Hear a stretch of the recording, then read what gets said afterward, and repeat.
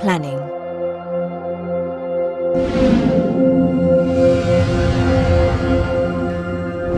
In this module, you will further your knowledge of the underwater world and its characteristics. You will learn how to organise free-diving excursions and how to assist and rescue your buddies.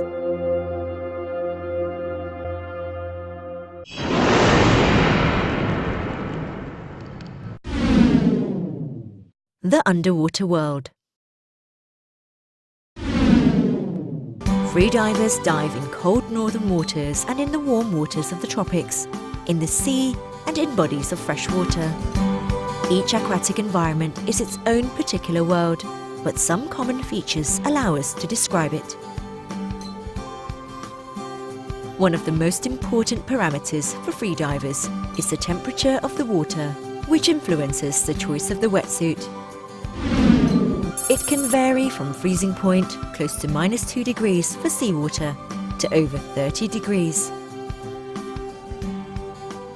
In addition to the geographical location, the water temperature also varies with depth. It generally decreases as you descend. It can decrease gradually or suddenly with an abrupt variation in temperature, called thermocline. The two layers of water, the warmer one and the colder one, do not mix, but remain separate, and this gives rise to an oscillating separation zone, which seems to quiver. Another important parameter that characterizes the aquatic world is visibility. That is the distance you can see clearly. This is influenced by various factors, typically linked to the particles in suspension and to the movement of the water. The visibility has a great influence on the comfort of the diver, if nothing else, at a psychological level. With experience, you will realize the same dive sites may offer very different visibility conditions, depending on the season and weather conditions. Do not be surprised if in a place where the water is often crystal clear, there may be days when the visibility is also extremely poor. Waves. Waves are perturbations of the surface of the water. Your impression is that the water on the surface is moving, but in reality only energy is being transmitted.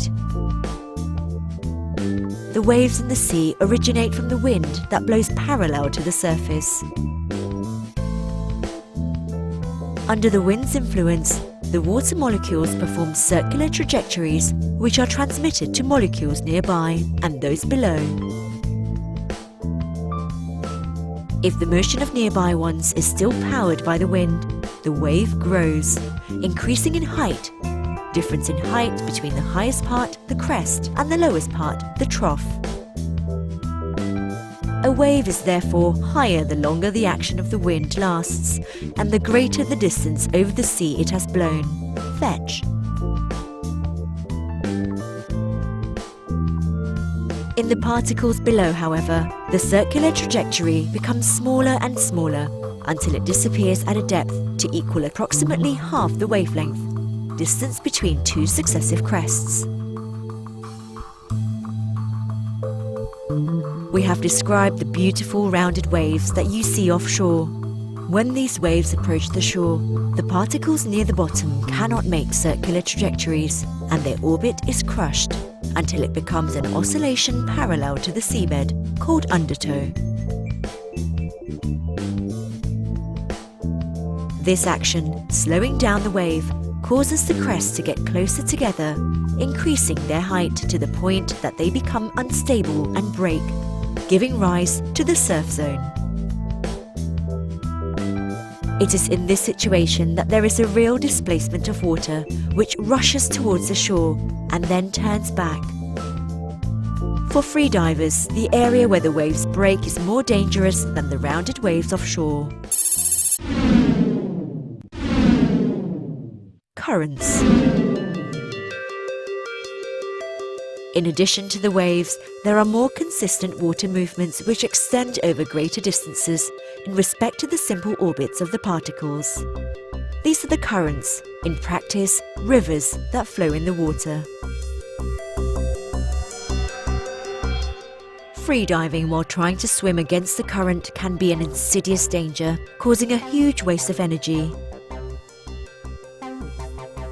Fortunately, some currents are predictable or verifiable before actually entering the water. If you plan to make a freediving excursion where there is a condition of current, you must always take into account its direction. Prepare an excursion route that runs entirely in favour of the current, with an entry point further upstream to the exit point.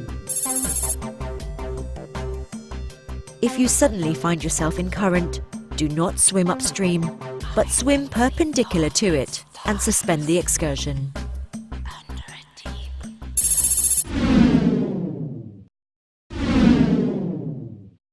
Tides. The strongest currents you can encounter are those produced by the tides. The Earth and Moon form a rotating system which deforms the mass of water of the planet, generating two bulges. These make the water level vary with a period determined by the rotation of the system. However, the interference with the emerged landmasses gives rise to local peculiarities. The times of the high and low tides when there is a less intense current are reported in special local tide tables. Due to the combined effect of the sun, tides are greater with the new moon and full moon, and less with the quarters of the moon.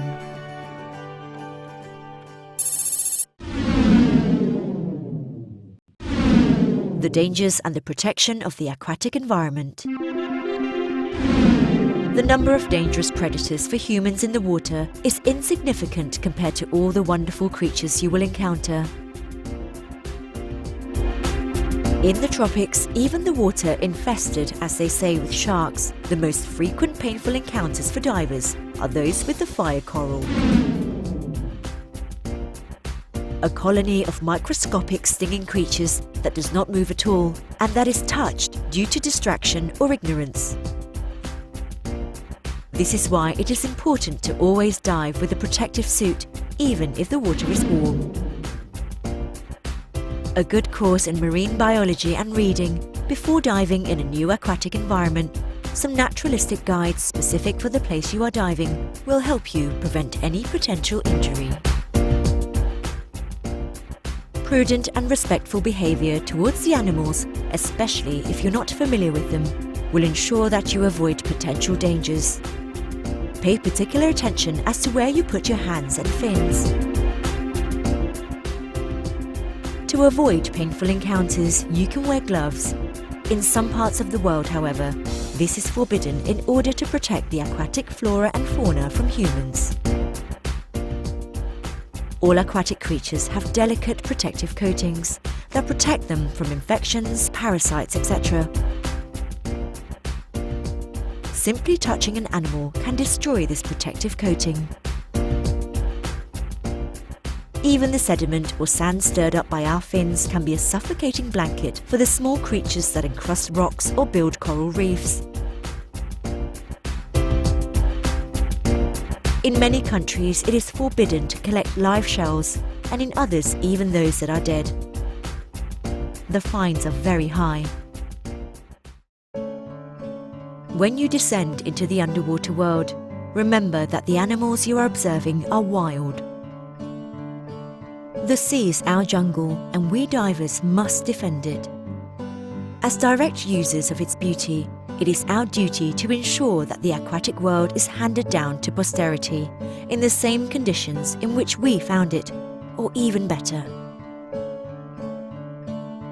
In addition to regulations and laws which obviously must always be respected, good divers have their own code of conduct, according to which the aquatic world deserves the utmost respect. Be careful not to pollute, not to leave trash around, and if you are a fisherman, not to take anything that is not permitted by law and that will not be eaten later.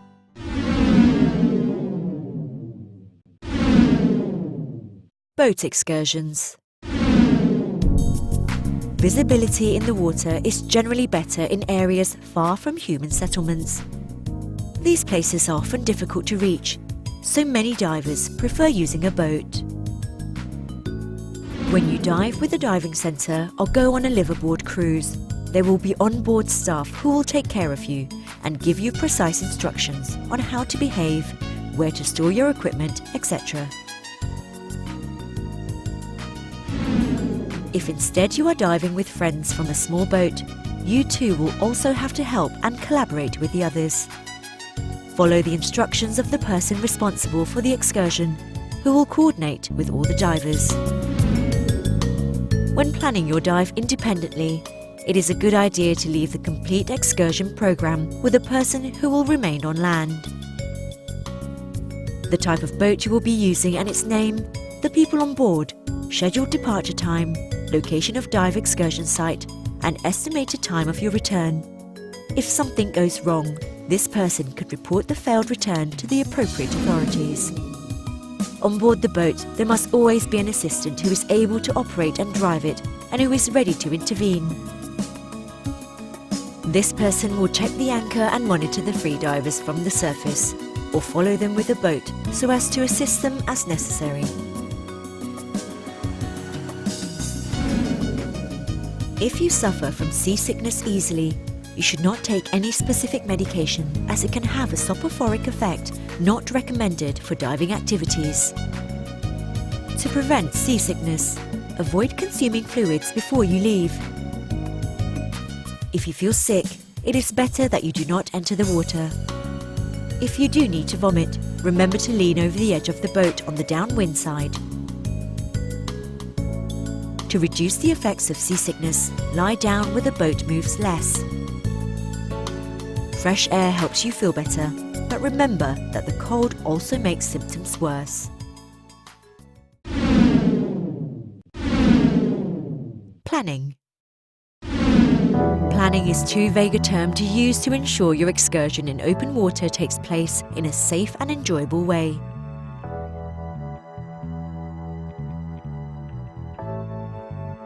The planning of an excursion in open water can in fact be divided into 3 phases: advanced planning, pre-dive planning, and execution. The first thing to decide is what purpose the excursion is. Once you've decided what to do and with whom, you must decide where to go together.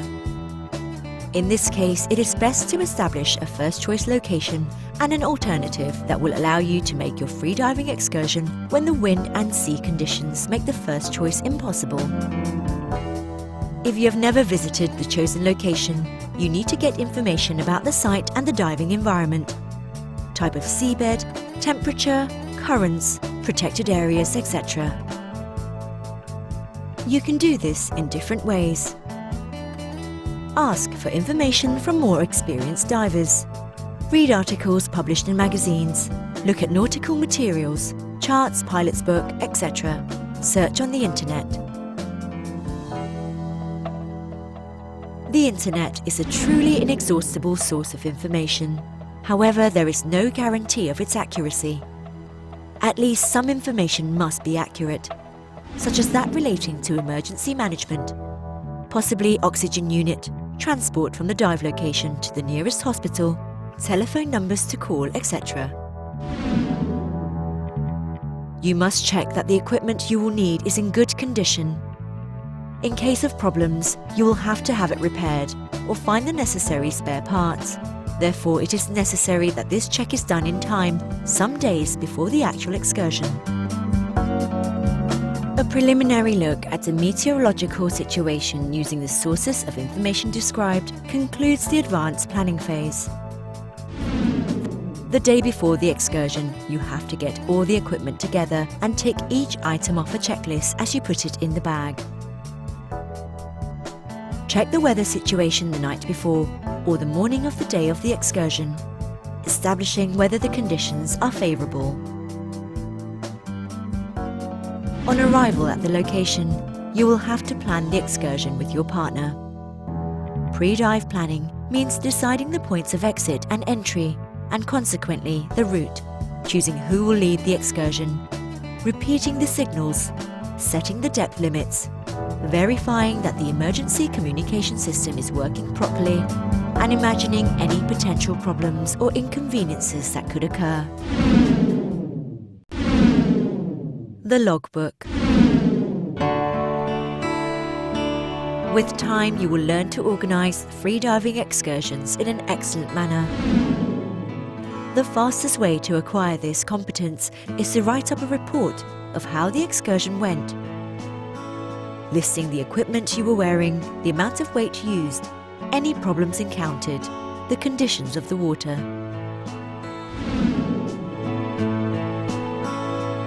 Above all, it is important to note the type of excursion that took place, the depth reached, and the number of dives made. This will allow you to keep track of the improvements in your performance, but it will also allow you to plan subsequent excursions with greater awareness.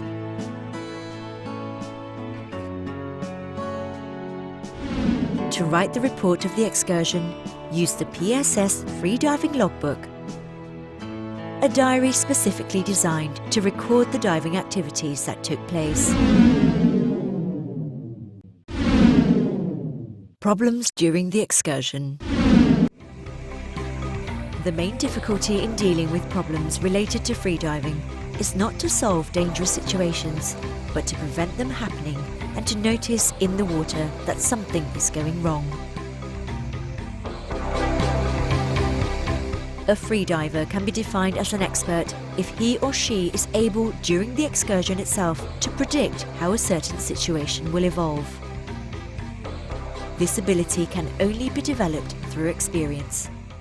It may seem strange to you, but most problems occur on the surface.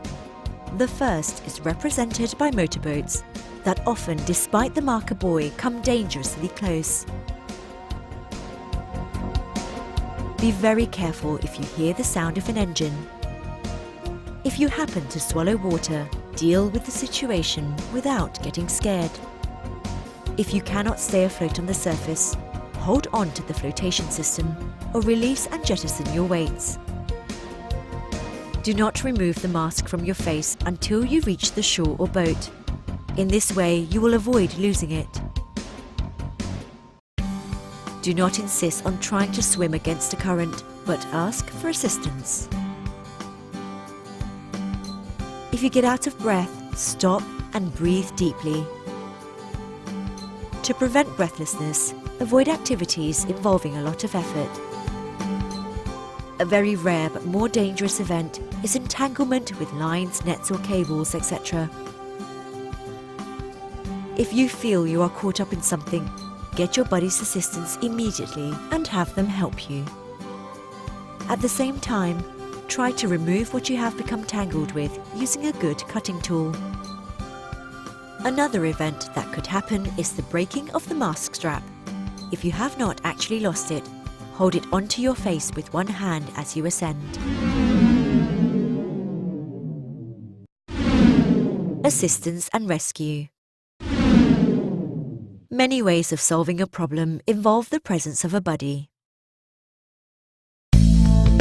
Your responsibility towards your buddy also includes two specific duties. Obviously, you have to help them solve any problems.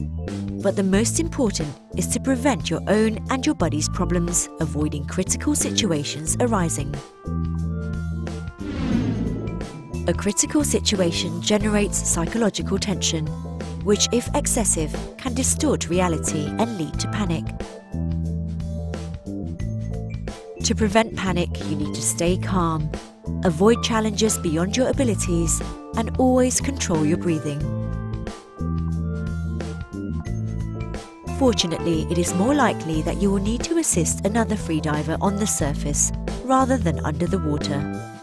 In these cases, it is essential to help him float, get them to breathe and calm them down, while helping them to solve the problem. After solving the problem, you must continue to assist your buddy. If necessary, unfasten the weight belt and jettison it, and if they are struggling to breathe, remove the mask from their face. If they are exhausted, transport them by pushing them with their fins or holding them under their armpit.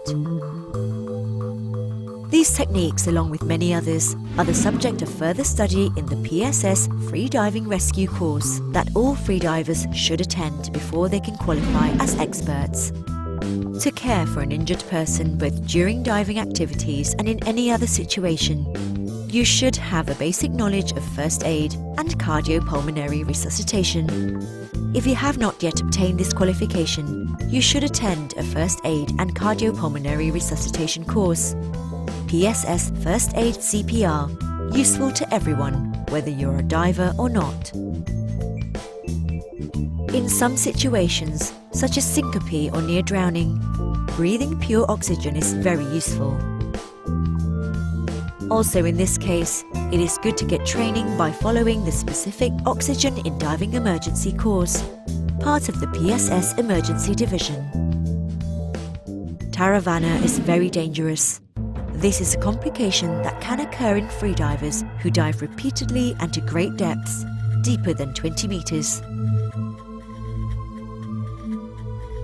It is a neurological disorder that can occur immediately after a dive. It is characterized by a number of symptoms, such as paralysis, vision disorders, hearing loss, dizziness. In some very serious cases, the subject could also die, or in any case suffer permanent damage to the brain and spinal cord. Even in the case of Taravana, it is very important to intervene immediately and have the casualty breathe pure oxygen. Future prospects. Now you're about to fly into the underwater world with your wings.